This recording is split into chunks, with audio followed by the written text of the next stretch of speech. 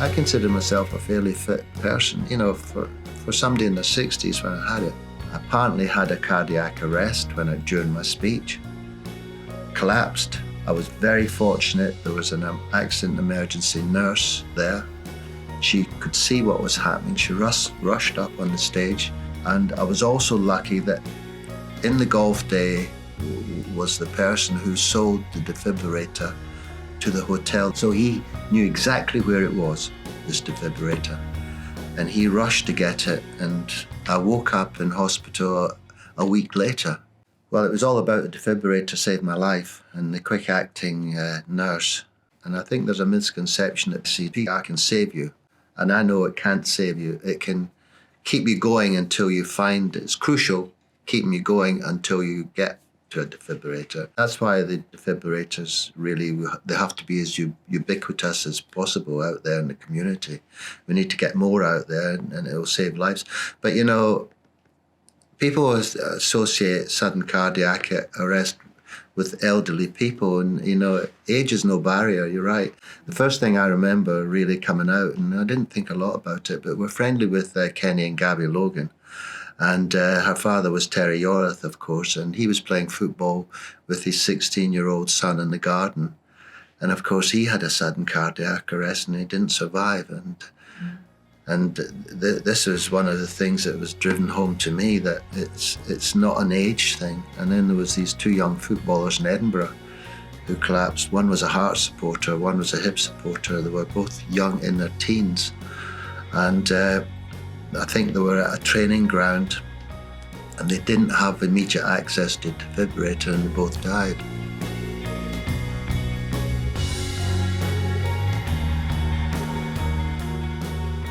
Well, the Professional Golfers Association have been wanting to do this for a long time. They've been trying to reach out to their members, professionals at golf clubs, and try and get more defibrillators into golf clubs. And I was like the catalyst to do that. And we joined the PGA and we wrote to every golf club. I think we got the awareness out there. And in fact, it was very successful. We really only did it for a year. My life was saved, and I think it's good that we get a chance to save other people's lives. That's really what it's about. But it's about this, you know, the thing that drives home to me that you can be fully fit. You can go to the gym, you can run, you can play golf, you can do sports, and you can still have a cardiac arrest. Well, I was in the hands of the doctors in Royal Aberdeen Infirmary. I just did what I was told, you know. I was lying there, I said, okay, you're going to lie here. This is what's happened to you. He said, we're not going to let you home until you have a ICD implanted, so we won't be able to do that for a couple of days.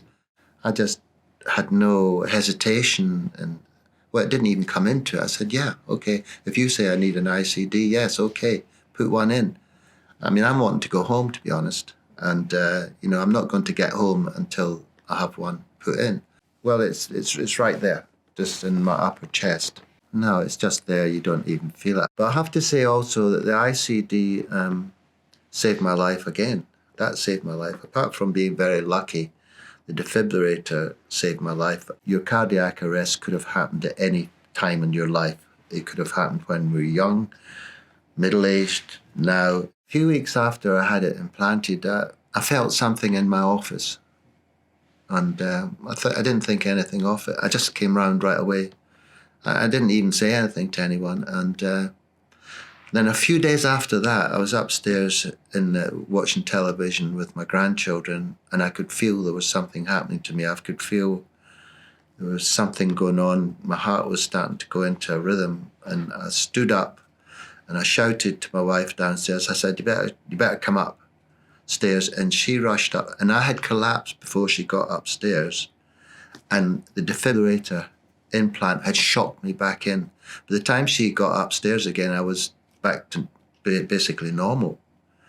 And we phoned the doctor. The doctor said phone the ambulance, so I went to Frimley Hospital over the weekend to get checked, waited for the technician to come and read the ICD. He said, yeah, you've had a cardiac arrest again, and it shocked you back in. And so after that, we went to see the consultant, and so we're sitting in the office, and he said, at least it works. You know, he's got a big smile on his face. Well, I think it's given the family more confidence. You know, I know it's difficult to say. I'm trying not to feel blasé about this. But, you know, you're in the hands of other people. You know, what happened to me? What could I do about it? Nothing. You just accept it. In retrospect, you think it can be worrying, but when it happens to you, you've just got to accept it and hope that it doesn't happen again, and hope that the doctors get it right, and, you know, make sure the ICDs okay and all that sort of stuff. And you know, I just carry on life as if I just do exactly. I still go to the gym every day. I still play golf. You know. I still do whatever I do. It doesn't stop me doing anything.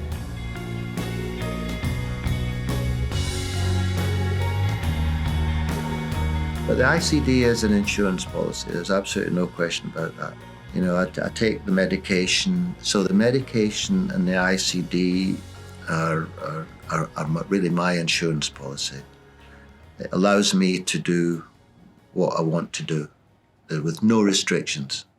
The implant saved my life since then, and it gave the doctors some leeway to get the medication right. And nobody's infallible.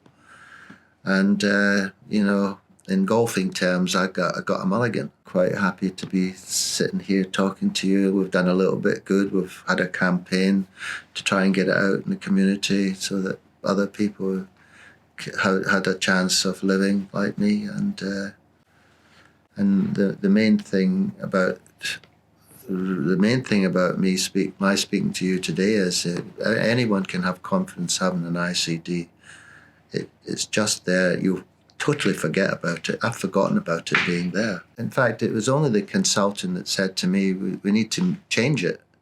I said, why? He said, well, the battery runs out after 8 or 9 years. And I said, there's still plenty of life in it, but why don't we change it now? I said, okay. I know exactly when I had it changed. It was the first day of the American Masters last November. Because I went in on the Thursday into Princess Margaret to have it. And so I went in at about 9 o'clock. It was done at 11 o'clock. I was straight out, you know, absolutely no trouble. I'm in hospital recovering a bit, I suppose, from the anaesthetic. And he said, I suppose you want to go home and watch the Masters. I said, yeah, it'd be nice. I said, okay, you can go home in an hour. Life's back to normal. I'm still playing golf, so my Medtronic ICD and my Medtronic monitor by the side of the bed is making life return to normal for me. And I've just had it replaced, the battery and the ICD, and so I don't need to worry about that for another 8 years. I would encourage anyone to have this insurance policy in your chest. It's unobtrusive. It's there, okay. You've got to feel it's there, because you can't feel it's there. It doesn't interrupt with your clothing or the way you look or anything. And you know, and it's working 24 hours a day, every day for you. And together with the monitor by the side of the bed, all these factors are keeping me going. They keep me alive, you know. I'm pleased to be sitting here relating this story. I wouldn't be here but for a quick-acting nurse, a defibrillator, and also afterwards the medication right, and then having an ICD. All these factors have contrived to keep me going. And I'm very happy to help in any way to encourage people to feel safe, and trying to get defibrillators out there in the community and the golf clubs, high streets. If you go through an airport and hotel, you can see them next to fire extinguishers now, which is great now. You can see them all over the place. And so all these factors are contributing to keeping people, saving people's life and making them feel safe. I'm still around, still missing those putts.